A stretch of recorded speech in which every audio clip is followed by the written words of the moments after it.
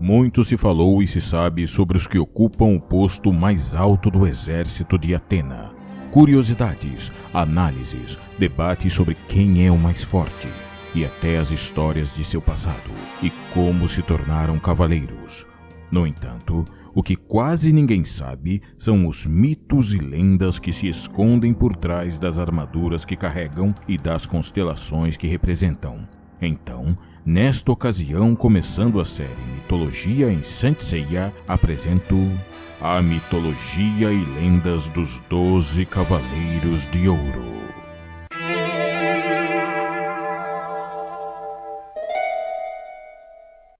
É evidente e conhecido de todos que a armadura dos 12 Santos de Ouro, assim como o resto dos 88 Cavaleiros de Atena, são inspiradas nas constelações que as antigas civilizações catalogaram.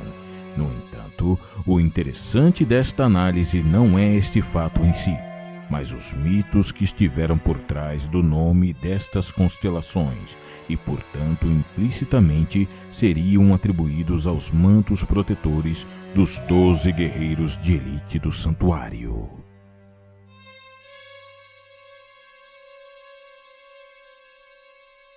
O primeiro deles, Mu de Ares, é muito conhecido por ser o único com a capacidade de reparar as armaduras atenienses, sendo o guardião do Templo do Carneiro. De acordo com o mito grego, nos tempos antigos o rei Atamante permaneceu como soberano da região da Tessália e depois de se casar com a deusa das nuvens Nefele, teve 2 filhos, Frixo e Helle.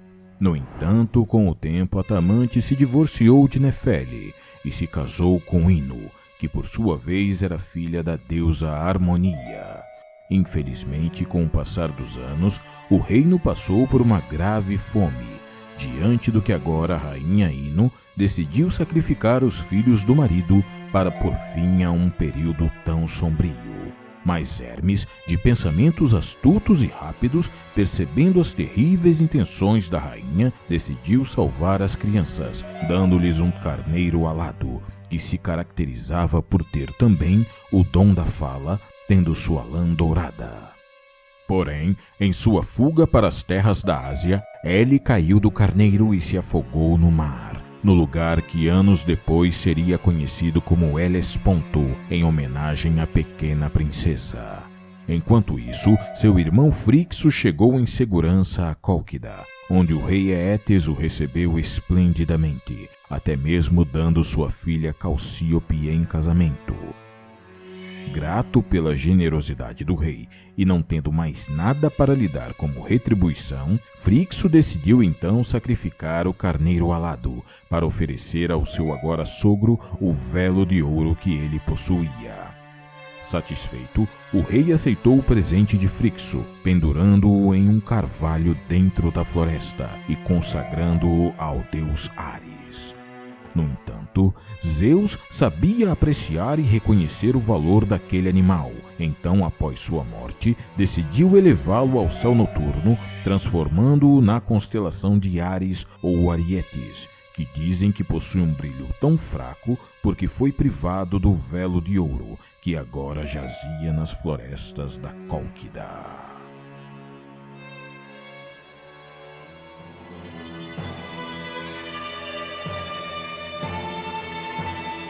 Atravessando o santuário, chegamos ao segundo dos templos, guardado pelo poderoso Aldebaran de Touro.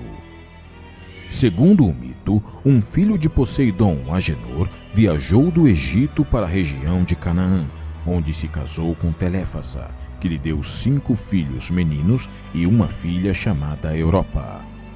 Anos depois, e para não variar, o próprio Zeus apaixonou-se loucamente pela jovem e ordenou a Hermes que levasse o gado de Agenor para a costa de Tiro, onde o próprio deus do trovão se juntou ao rebanho, transformando-se em um touro branco que cativou a Europa por causa de sua beleza única. Acreditando que ele era inofensivo, a jovem começou a brincar com ele, colocando flores na boca. Você se lembra desta cena durante o capítulo de Hades? É muito possível que tenham se inspirado nesta parte da história mítica. Depois disso, Europa decidiu montar nas costas do esplêndido touro branco, que de repente mergulhou na água, nadando com a garota até a costa cretense de Cortina, onde a forçou a fazer sexo e com quem gerou 3 filhos: Minos, o lendário rei de Creta, Sarpedão e Radamanto, que quando morresse se tornaria outro juiz do submundo. O manto de Aldebaran, portanto, representa o touro em que Zeus se converteu para realizar seu propósito maligno. Embora também haja a versão que garante que a constelação de touro represente Io, uma vez que Zeus a transformou em vaca para esconder de Hera sua infidelidade com esta sacerdotisa. Se você quiser saber mais sobre esta história, aguarde em breve o vídeo com a mitologia dos 7 generais marinas, especificamente a parte em que revisaremos o mito de Io de Esquila.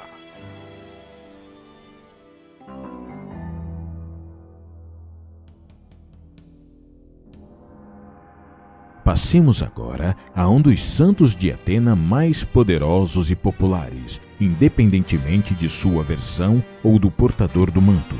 Refiro-me, é claro, ao terceiro dos santos de ouro, Gêmeos.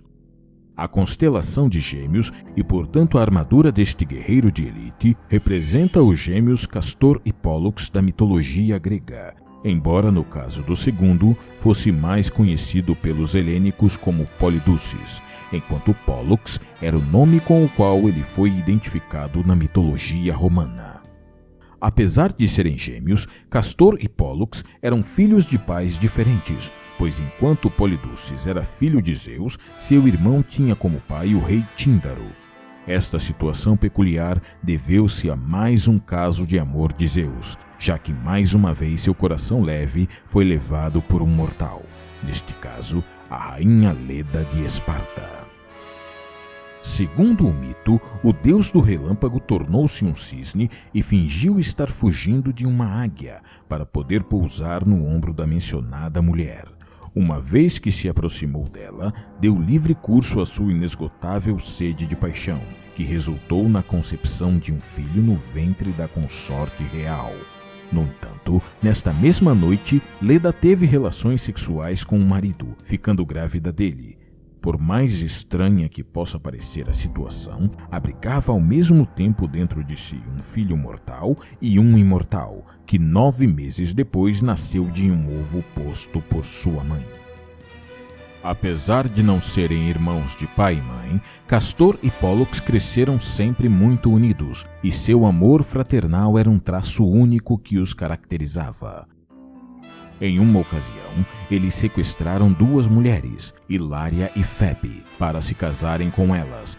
Mas então, os pretendentes anteriores dessas senhoras assassinaram Castor, e então seu gêmeo Pólux pediu a seu pai Zeus para também conceder imortalidade ao seu irmão já falecido. Antes disso, Zeus negociou com Hades para que os 2 irmãos alternassem sua imortalidade, deitados em tempos iguais e intercalados como mortais no submundo e deuses no Olimpo.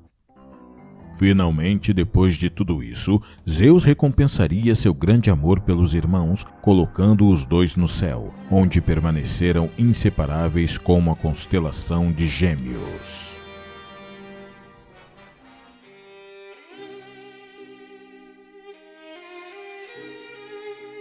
Passando para a 4ª escada na subida do santuário, chegamos ao templo do caranguejo gigante, também conhecido como Carcinos. Segundo a lenda grega, depois que Héracles matou sua família em um ataque de raiva, ele recebeu uma oportunidade de redenção, apenas se conseguisse passar por 12 testes complicados. O segundo deles foi sua conhecida façanha de acabar com a Hidra. No entanto, embora consegui-lo fosse um verdadeiro feito, a deusa Hera, que odiava Héracles por ser fruto de mais uma das infidelidades de seu marido, sabia que o herói mítico era perfeitamente capaz de consegui-lo. Então, mandou o caranguejo Carcinos para morder o filho de Zeus nos pés com suas poderosas pinças, enquanto tentava aniquilar a fera. No entanto, é de conhecimento geral que no final Hèracles conseguiu atingir seu objetivo, embora infelizmente seu teste tenha sido invalidado porque ele recebeu ajuda que não era permitido. Em relação a Carcinos, apesar de não ter cumprido sua missão, Hera decidiu premiar sua lealdade colocando-o no céu, criando assim a constelação de Câncer. Curiosamente, no centro desta constelação pode-se ver um aglomerado de estrelas conhecido como a Manjedoura, um lugar onde, segundo a mitologia chinesa, os mortos acabam assim que deixam este mundo, o que obviamente serviu como base para a concepção da técnica do Santo de Câncer.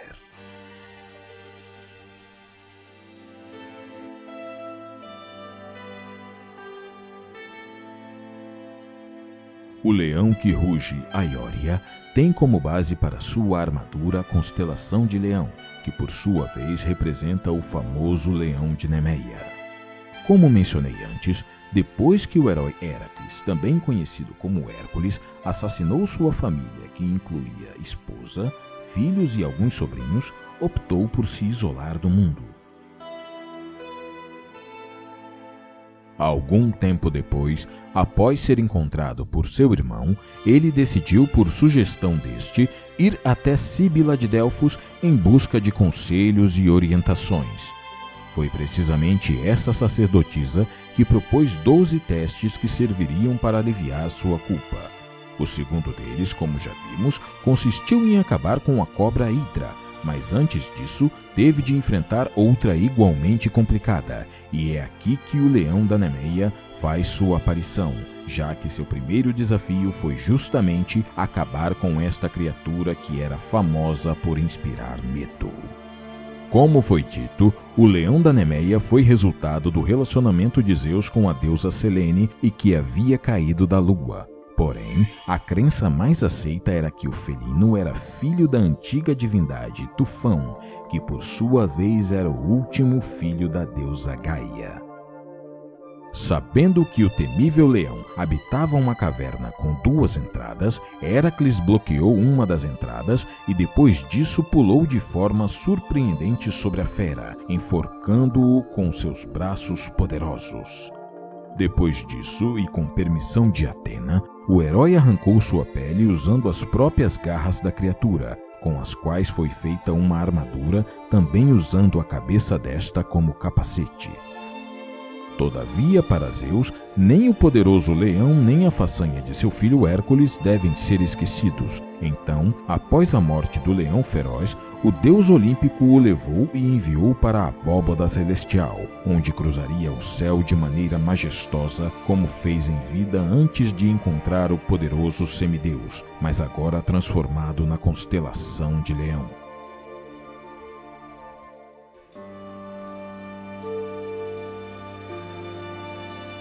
E assim chegamos à metade deste relato mitológico, e é aqui que encontramos outro dos mais poderosos santos dourados, Shaka de Virgem. No caso dele, a mitologia que corresponde à sua armadura e constelação que este representa remonta à segunda geração dos titãs, que foram gerados diretamente pela geração anterior. Nesta segunda geração, havia 3 titânides, e entre estes o mais notável foi Astéria, filha de Céus, titã da inteligência, e Febe, titânide da coroa de ouro, embora haja também a versão em que ela era filha do próprio Zeus e a titânide Temis. Como pode ter sido, Astéria era conhecida por ser a deusa virgem que carregava em seus braços os raios do Zeus olímpico e que serviu lealmente ao seu lado durante a titanomáquia, muitas vezes sendo retratada como uma mulher de asas cercada por uma auréola brilhante. Além disso, disse também que viveu entre os humanos durante as idades de ouro e prata, administrando a justiça e a ordem, mas que após o nascimento da raça de bronze, decidiu deixar a terra e retornar ao Olimpo, onde o próprio Zeus recompensou sua fidelidade e serviço leal, permitindo-lhe preservar a virgindade e fazer parte das estrelas do céu, tornando-se assim a constelação de Virgem, ao lado da qual também foi colocada a balança que ela costumava carregar em suas mãos.